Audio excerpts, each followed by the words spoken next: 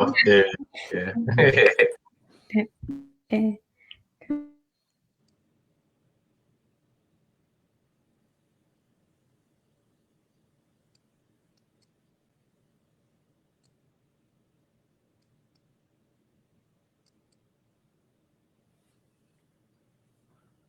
I think you have to unmute yourself. All right. Well, hello, everyone. My name is Jamira Queen.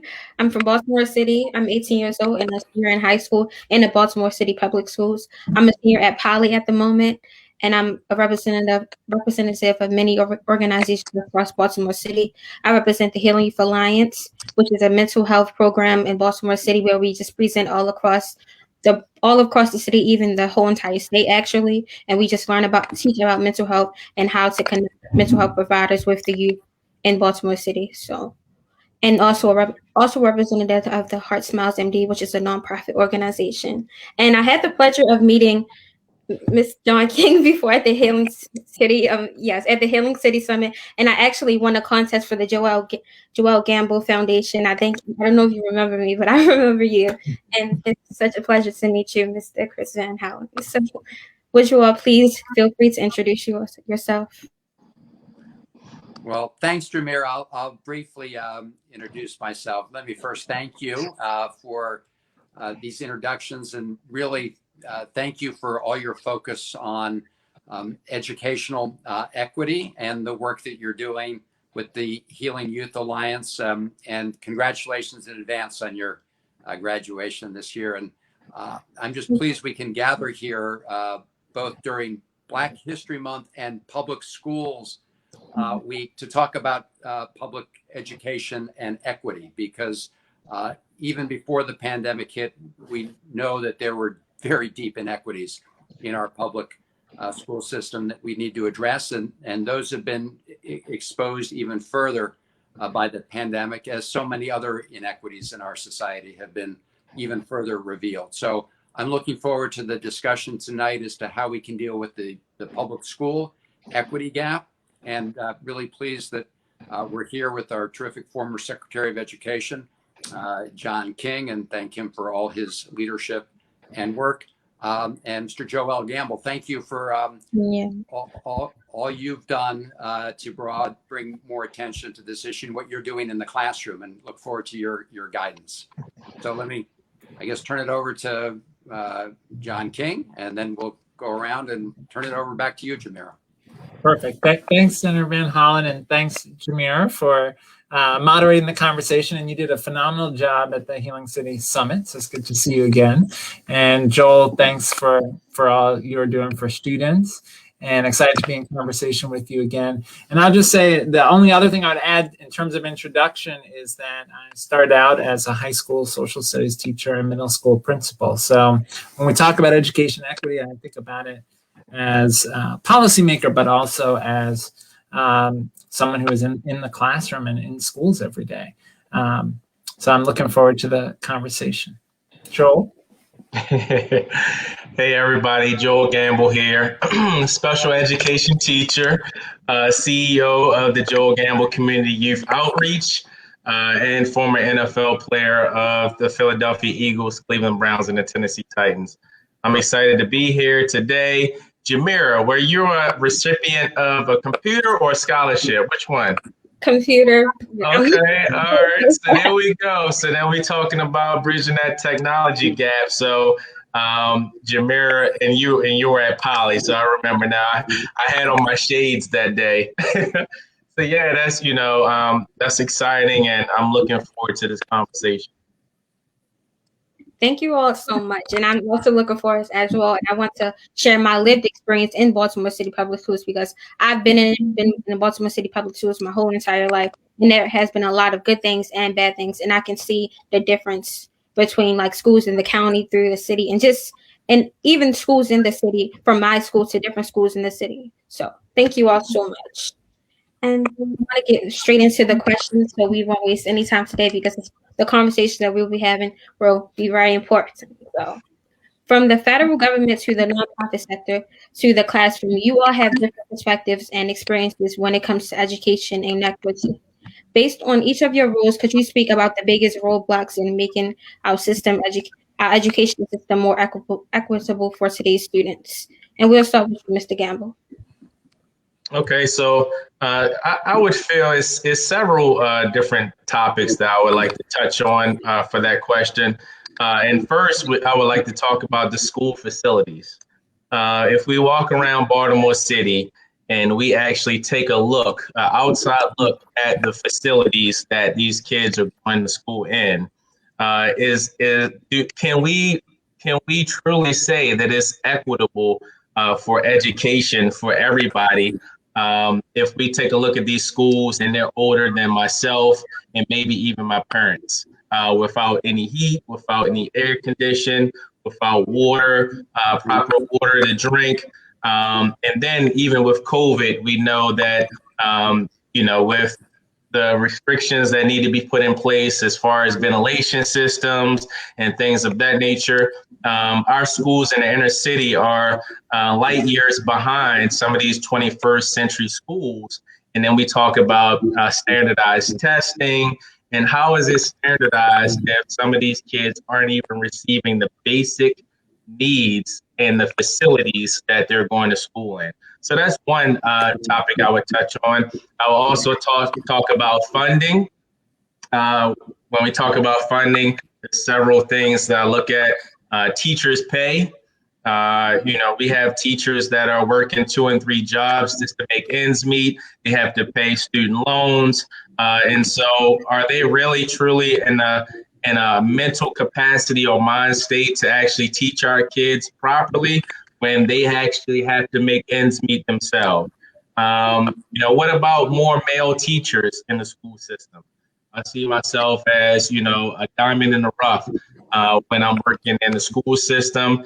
And very rarely do I see male teachers, especially African-American male teachers in the schools, other than coaches and behavior specialists. And so that's one other topic that I would touch on. We also need resources, counselors, social workers in these inner city schools because of the trauma that these children are dealing with day in and day out, whether it be drug abuse, crime that's taking place in the community. And then last but not least, I would say that schools need to start touching on some real history. And so, America is such a melting pot with all of us that are here now. And so I think the history that's taught in the schools need to change. Instead of just talking about slavery and Malcolm X and Martin Luther King, we need to talk about some of the affluent Black communities that, were taking place, such as Central Park in New York City that was taken away from by the government. And then also Tulsa, Oklahoma, that we know about, Black Wall Street. Since it's Black History Month, we need to talk about these things and how America has affected Black people throughout its history. Mr. Gamble, you hit amazing points. And before I just start to break everything down, I've been taking notes. I'm going to give a chance for Mr. John King to have some to speak on it, and Mr. Senator Chris Van Hollen. Sure. Well, Joel did a great job. I just maybe emphasize this point about resources and say that the lack of resources translates into a real difference in students' day-to-day experience. So we know that low-income students and students of color are less likely to have early childhood slots. So they're missing out on the preparation even before they get to kindergarten. Low-income students and students of color, because their schools have less resources, often are having teachers who are long-term subs or aren't certified in the area that they're teaching. So there are disparities in access to quality learning as a result. There are disparities in access to counselors. Think about this. There are 1.7 million kids in the United States who go to a school where there's a law enforcement officer, but no counselor. Right? And so that creates the school to prison pipeline because of a lack of resources. We also know schools serving low-income students and students of color are less likely to have advanced placement classes, advanced science classes, career and technical education classes that prepare you for really good jobs that are available, support in making the transition to college. So those resource disparities lock young people out of opportunity. And we're just not going to get to an equitable place unless we tackle that. Thank you so much, Mr. King. Mr. Van Hollen, would you like to say anything about this topic? This question? I'm sorry, I couldn't hear that last part. Would you like to respond to this question in any way? Sure, yes, absolutely. Look, just to follow up on that, I think so many of the inequities do go at their heart to the gaps in funding to really address all the issues. And I think there's the hardware issue, and then there's the software issue. As Joel mentioned, you've got all the issues of the school buildings themselves and the different what a child walks into and is facing, and there's such a world of difference between so many schools. If you walk into a Baltimore City school versus one in a suburban area, and then you've got what I call the software, the teachers, the human capital, everyone is going to work every day to try to help kids learn, but all the resources that they have around them. And if you think about the way we fund schools in our system, public schools, at its very heart, it's inequitable because it's based on a property tax. It's based on this local funding idea. And that means if you're a relatively wealthy area, you are going to be able to provide that first core, capacity funding at much higher levels. And that's why it's so important that the state government and that the federal government help correct for that fundamental inequity at the property tax local level. And the state of Maryland has a role, and at the federal level, we're pushing very hard. I've introduced a bill called Keep Our Promises to America Teachers and Children. And fundamentally, it would increase Title I funding. And it would also make good, finally, on the federal government's promises to fully fund special ed and IDA. And just to give you a sense of the magnitude of this and the magnitude of the shortfall, if you look at last year, if the federal government fully funded its commitment under IDA, where it promised 40% and is delivering only 14, and if we fully met our Title I commitment, the state of Maryland would have received over $700 million more for its public school system. And that would have been targeted to the school systems that are most in need, like Baltimore City. So this is why the federal government has got to step up to the plate and meet its promises. And we're going to be fighting very hard in the coming weeks and months to get that done. Mm-hmm. Thank you so much. And I feel like it's not honestly just about the money that's put into the school. It's also about the quality, because you can put money on any issue, or you can put like a policy in on any issue. But if the surroundings are in the community is not like at like at least like a higher standard, or not even a standard, just like at a higher quality, nothing will actually change. Mr. Gamble mentioned the fact that we live amongst poverty. We have different types of like ACEs. We experience mental health issues. We live in households with substance use disorder. We experience trauma and violence every day in our communities. So how can we go after we experience that every day at home in our neighborhoods, and then we go back to the school the next day with, like what he also mentioned, at the facilities that are broken down. There's no heat. The quality of teachers are not as well as they need to be. And after we experience all of that at home and go back to school the next day, where's the motivation to do anything? And where is the want to really succeed when everything around you is crumbling down? And I feel like it was also really important when it was mentioned about history. We need to learn about our history, and not history that started with trauma and history that involves pain. Because once we learn about our history, we see that representation. We see that what happens in this world is not only in our zip code, and there's a life outside of our zip code. And I feel like if we put the money into like working on that and finding that representation, so many different things in our community can change. Because money is important, of course, and everything, but if the quality that you're spending your money on is not if it's not really working, and it has shown to not be working, nothing is really going to change. You can put a nice new classroom, we can get a nice new classroom, but nothing has to go on in the classroom. Nothing will really change in the classroom. It will look nice, but it won't feel nice. I can go right now to Polly's new like garden and everything, and it's just like, okay, it's nice to look at, but is it really making any difference? So I kind of wanted to add that point. Do you have anything to say on that?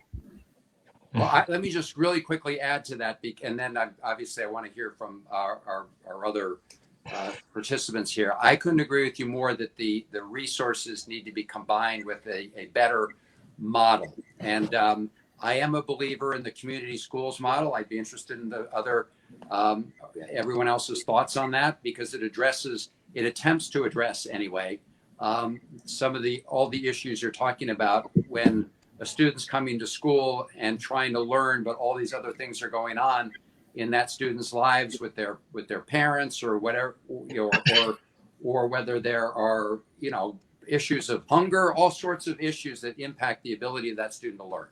And that is why the resources have to be coupled, in my view, with the community schools model. And we're also pushing to expand that universally as part of the legislation that we've introduced. But I'll throw it back to others. I think this is the big question: is how more resources? Yes. How do we put them to the best use? I think Jamira made a great point and brought up ACEs. So, as a school teacher, we were introduced ACEs maybe a few years ago when I was actually an elementary school teacher before I moved to high school. And so, even having to take the test myself, and being a product of Baltimore City and West Baltimore growing up, I found myself having a high score and wondering how many other teachers in the room, had a score even close to mine. And so I think about the trauma that I've experienced growing up in Northwest Baltimore, seeing people get shot at, seeing drug deals and drug abuse and all of the trauma that's taken place. And even, as successful as I am, that trauma does take a hold of you somehow in some way. And so I think about the kids that's experiencing the same trauma and, how it's affecting them. And then also the lack of, you're talking about single parent households in Baltimore. I think it's around 75% or so. So you got some parents that's, trying to make ends meet, and it's one parent in the household. And that child is pretty much on their own, and they're dealing with their trauma on their own. And this is why it's so important to have that school base. Now, we know school isn't going to help everything, but we need to have some type of wraparound services. And so I love what Chris brought up about the community schooling, because we need services to kind of wrap our hands around these kids, because if we don't, then we know the streets will. And so we need those services such as, the social workers and counselors, and even community organizations such as myself, Joni, Holyfield. I know Jamira is a part of her program. And we know, in Baltimore, I know we know everybody that's boots to the ground in the community. And so we need the federal government and the state to also support those community organizations so that they can be sustainable and actually do the work, and not just, want the community organizations to do things for free and all of those types of things, but actually help sustain these organizations and provide the funding so that they can pay people to actually do the work that's necessary so these kids can have equitable educational experience. Yes, thank you all so much. And I feel like I could go on and on with that whole entire question, but with the next question, it kind of like dives more deeper into that topic. So we know that the system is failing to meet the needs of millions of children, especially students in low-income families and students of color. Given that this is Black History Month, I wanted to touch on the history behind the disparities we see in our education system. How did we get here? So we will start with you, Mr. Secretary John King. So, thanks. Yeah. Well, look, I mean, the reality is we have to go back to the beginnings of the country, right? And the reality that we began with the institution of slavery, with anti-Blackness as central to our historical narrative. I mean, it's the hard part of our history, but it's real. And, I'm sitting in Silver Spring, Maryland. My great-grandfather was enslaved about 25 miles from where I'm sitting in Gaithersburg, Maryland. It's not that long ago, right? That's not that many generations ago, my great-grandfather. So, slavery shaped a lot of the dynamics, right? It meant that folks were property. They were systematically denied education in many parts of the country. It was a crime to help African Americans even to learn to read. And so that grounding has to be there. But even after the Civil War, and even after we added amendments to the Constitution to try to protect the rights of African Americans, we had systematic segregation of schools where Black and white students were not allowed to go to school together. In many parts of the country, Latino students were also in segregated schools, and those schools then didn't get resources. And so we had generations of segregated schools where very little funding was provided to the schools serving students of color. They would get the books that were the old used books. Their teachers were paid less. Their facilities were not as good. And then in 1954, when the Supreme Court decided Brown versus Board of Education, that was supposed to say separately was inherently unequal. And that was supposed to usher in school integration. But the reality is, in many parts of the country, because of our housing policies, we still have many communities that are racially and socioeconomically isolated. And then we've systematically, because of what Senator Van Hollen described about property taxes, we've systematically underinvested in the schools serving the highest needs students. So we can't begin to make progress on these issues unless we have an honest conversation about how we got here, grapple with the consequences of systemic racism, and then say, how do we move forward from here? And that's going to require a commitment to resources, but it's also going to require a commitment to changing the curriculum, some of the ways that Joel was talking about, teaching a more full version of our history, teaching at the beginning of African-American history starts in Africa, not with slavery. It means looking at which authors we read and what stories are told when we're in English class. It means looking at teacher diversity. A majority of kids in the country schools are kids of color, but only 18% of our teachers are teachers of color. Only 2% of our teachers are African-American men. So we have a lot of work to do to make sure that the educator workforce is more representative. But I am hopeful that because of the organizing of young people like you, Jamira, there is a conversation, a more open conversation as a country about these systemic inequities. And I hope a willingness to not just say Black Lives Matter, but to implement policies that show Black Lives Matter. Yes, for sure, for sure. And as soon as you said that one point, it made me think of like the curriculum and the system is already not made for us. And a lot of us in our community don't really understand that. And it's just like, how can we move forward from something that we don't understand?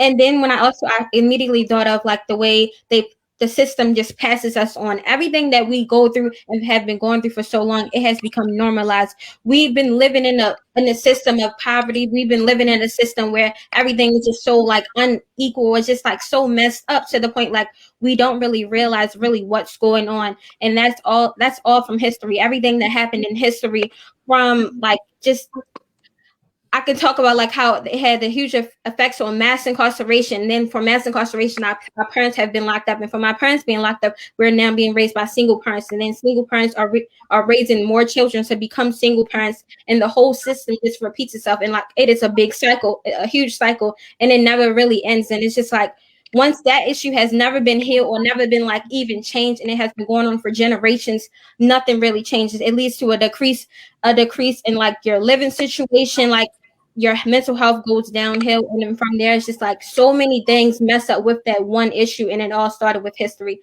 and everything plays a part in that one topic. And I'm just going to let someone else pick on that question.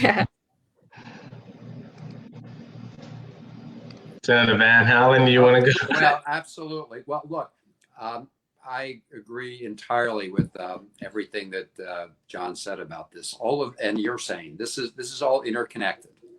And that is why when it comes to schools and education, we need that more resources to deal with all those issues that a student is experiences, which is why the community school model is so essential. But it's also important to address all those issues that are taking place in the surrounding neighborhood. And there's also that also is impacted by the legacy of slavery, Jim Crow, segregation, and all these issues. So we do have to sort of tackle this from every angle at once, and we're just going to have to commit the passion and urgency that's needed. You know, the Secretary mentioned that housing segregation. If you look at Baltimore City, it was one of the most segregated cities. In fact, it had the worst, earliest set of, you know, covenants, racial covenants built in to the communities of housing there. And so, and that obviously has had a very long lasting and continuing impact. Inequality in income, wealth, jobs, I mean, the opportunity to accumulate wealth, all of these things are very connected, which is why we need everything from increasing the minimum wage to the child refundable tax credit, which is a really important thing that's in the emergency bill that's in front of the Congress right now, the Biden-Harris proposal. It would cut child poverty in half in the United States of America, because we would make that child tax credit eligible for every family refund. So this conversation is so important because it's pointing out that, you know, when you're dealing with the consequences of systemic racism, you need to deal with it on a systemic basis. But we can't be so paralyzed by the largeness of the issue that we don't act urgently on each one. Yeah. And I would say, I mean, to answer the question, how did we get here? Secretary King definitely touched on pretty much everything that I was thinking about. And then Senator Van Hollen brought up Jim Crow. And I just think, you know, I recently had a conversation. We're only 55 years removed from Jim Crow. So that's, I'm not sure how old Senator Van Hollen is or Secretary King, but I know I'm 38 years old and we're only 55 years removed from Jim Crow. So if we think about that and let that sink in, that we're not that far, like Secretary King said, his great grandfather was enslaved. And so we're not that far removed from, the things that happen in America. And for me, I feel as though to be really equitable and to be honest, that reparations need to take place because they've taken place for pretty much everybody else, even slave owners, but they haven't taken place for Black people in America. And so if we want to talk about equity, then that's a conversation that we truly need to have and stop dancing around it. Yes, for sure. I'm just going to get on to the next question because okay. So this week marks Public Schools Week. I know Senator Van Hollen has a bill called the Keep Our Pact Act that helps close federal funding gaps for low-income students and students with disabilities. Senator Van Hollen, could you speak on what you plan to do with the Biden administration on this and other education initiatives? Yes, this is the bill that I referenced a little earlier in the conversation, and it's designed to close this gap between what the federal government has said is needed to provide an equal and adequate and excellent education and what's being currently made available. The state of Maryland is trying to make some of these corrections right now. We can talk about that in a minute, but the federal government also has to step up to the plate. And I have talked to President Biden and the president's team about this. one of the things that Biden ran on as a candidate was helping close these gaps, especially with respect to the Title I program, which is specifically designed to help schools in lower income communities to do exactly the kind of things that we're talking about here, especially when you combine it with the community schools model, which Senator Sherrod Brown and I just introduced the legislation on that yesterday. So we got to tackle all of these pieces. And the other thing that's become really, even more clear since the pandemic started was the digital divide. It's another big piece of this conversation. Before the pandemic, we were trying to deal with what was called the homework gap, right? Because if a student's given an assignment that requires access to the internet and they don't have access to the internet, they're not going to be able to do the assignment. To Joel's point, in dating myself anyway a little bit, when I remember, I just needed my pencil and pad and notebooks, but now you need the internet, and so we had this homework gap, and it is one that disproportionately impacts communities of color. It is a universal issue, though, in the sense that it's rural, suburban, and urban, and we have been taking some steps to close it, and we need to do even more, because now the homework gap is a full-blown learning gap, right? When students are doing distance learning or hybrid. So that's another big challenge that we've got to address right away. And it's something that is also included in this emergency bill. We've got $4 billion in there for that. Yes, thank you so much for that. And I really love the whole entire idea of the act. And I feel like it can be very successful. But me personally, I've been involved in policies without knowing that I've been involved in policies. I've been involved in laws I've been involved in so many different things without even knowing. Maybe not me personally, but the people that you're talking about, the people that who are actually in Baltimore City public schools or just public schools in general.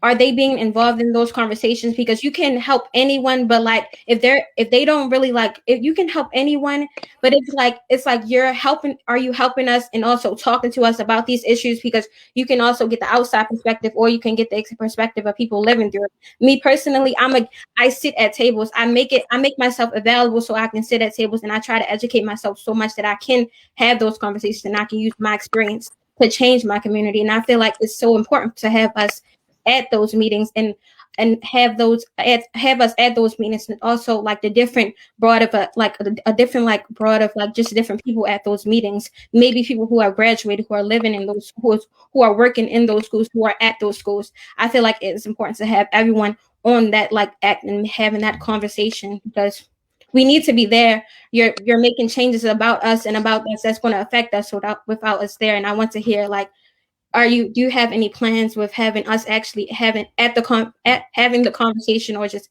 having an impact on that conversation? Absolutely. And we want to make sure we've been reaching out, including many people throughout the community in these conversations. And in fact, it was Baltimore City students who helped.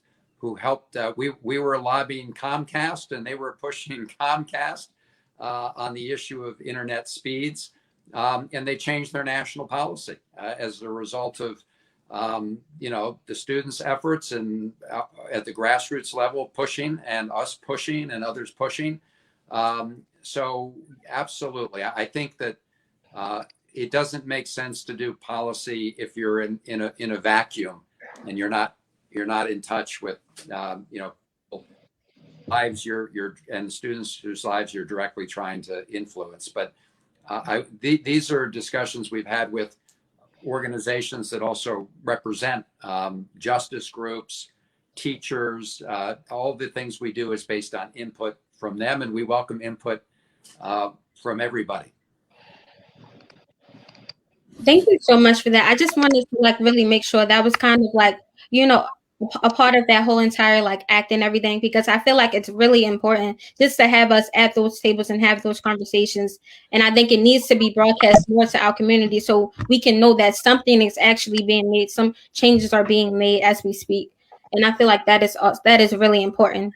But thank you all thank you all so much for today. And I have one more question. Like, although I know you all work in the community and everything, but what have you like what could you say needs to really like change, like really change, and like how could you work to change those issues? Or like, I'm so sorry, but like what are you doing now at the moment to like change those things that you're talking about in the community, and how has it happened? How has those changes been made, and how has everything changed? If that kind of.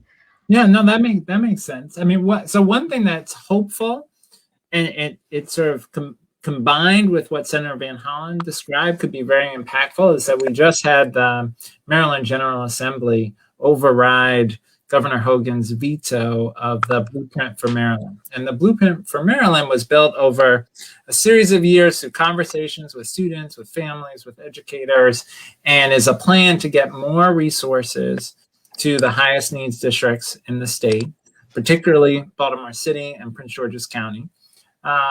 The additional resources will help make possible making schools that have a lot of low-income students community schools. So they'll be able to have on-site health services, mental health services, adult education programs, after school and summer programs. It also has money for paying teachers better, which of course is important to make sure that we attract and keep the best teachers. It also has money for career and technical education programs that will be well matched to the jobs of the 21st century, things like jobs in renewable energy, which we know we're going to need as we move away from carbon.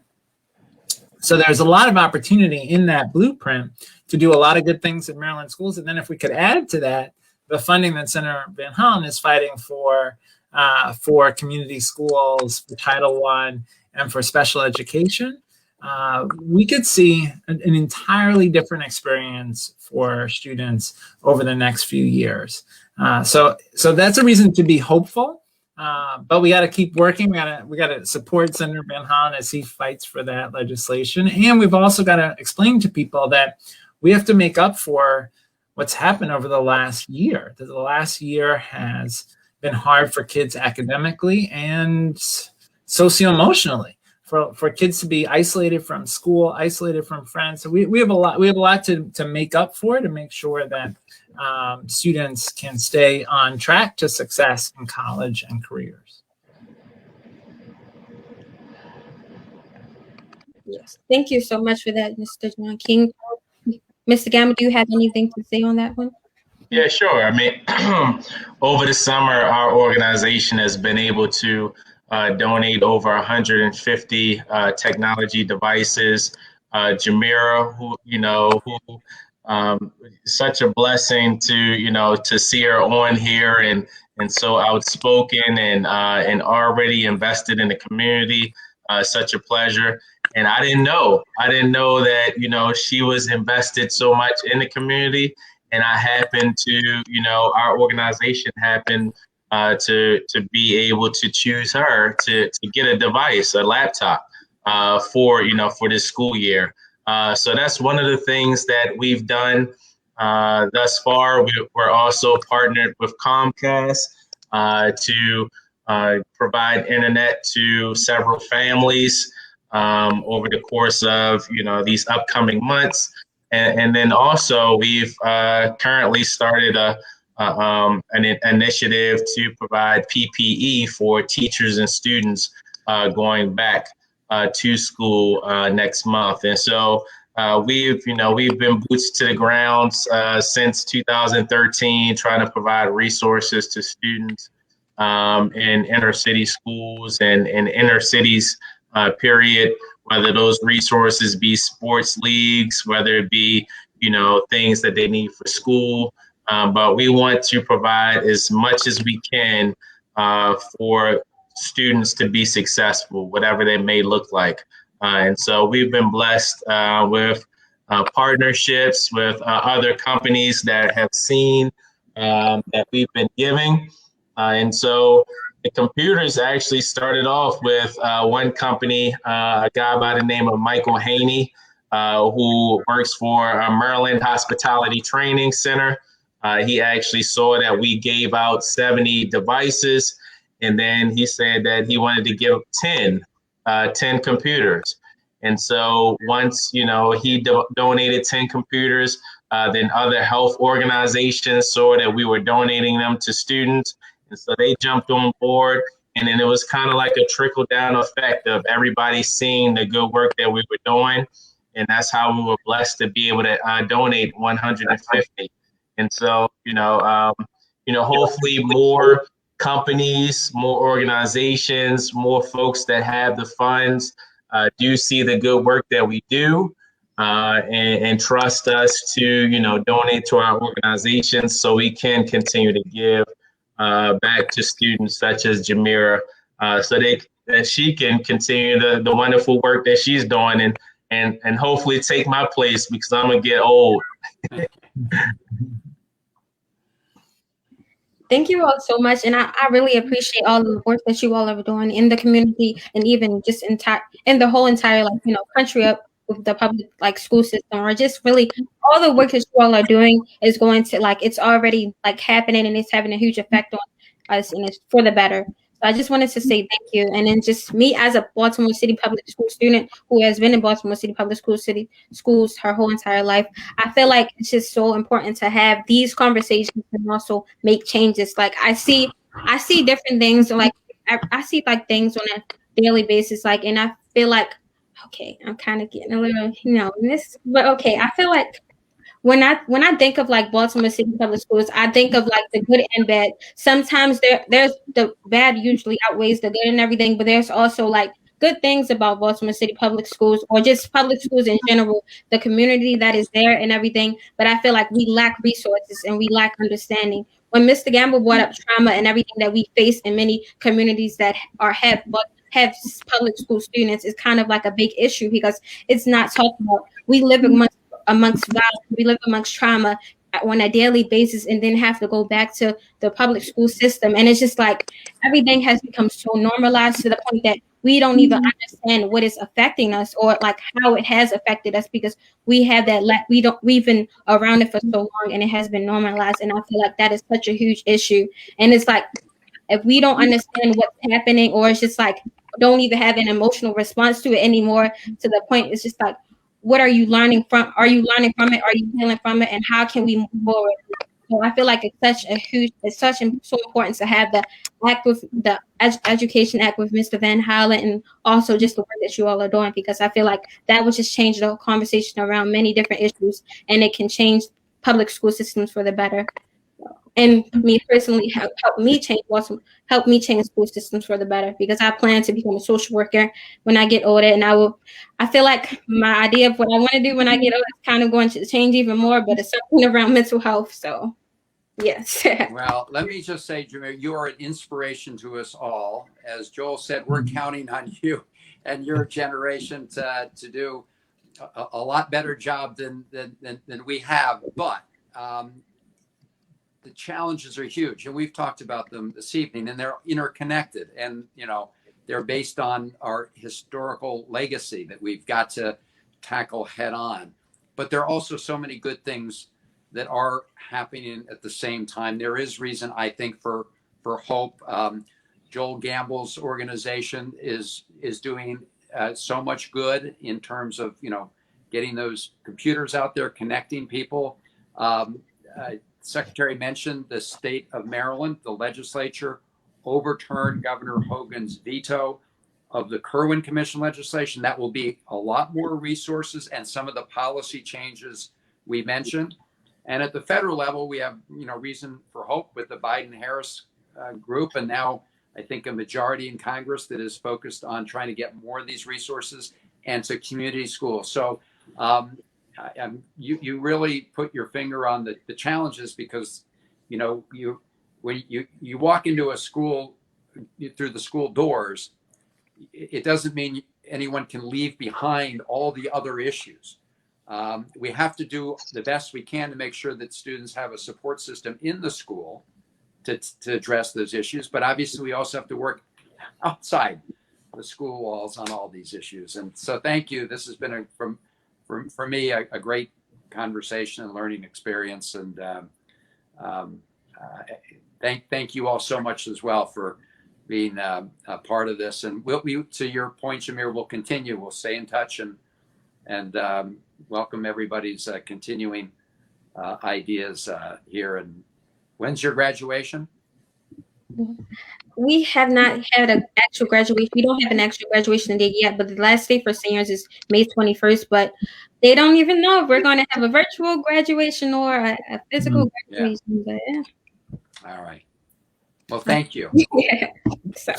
Thank you for all your leadership, Senator Van Hollen. Well, thank you all. Jamira at the center is right. You are an inspiration. We will all be rooting for you in college and in your career as a social worker, and I hope we'll have lots of opportunities to work together. Thank you all so much, and I appreciate just you all having me on this conversation today, and I'm looking forward to doing more in my community and just even speaking with you all or working with you all. Thank you so much.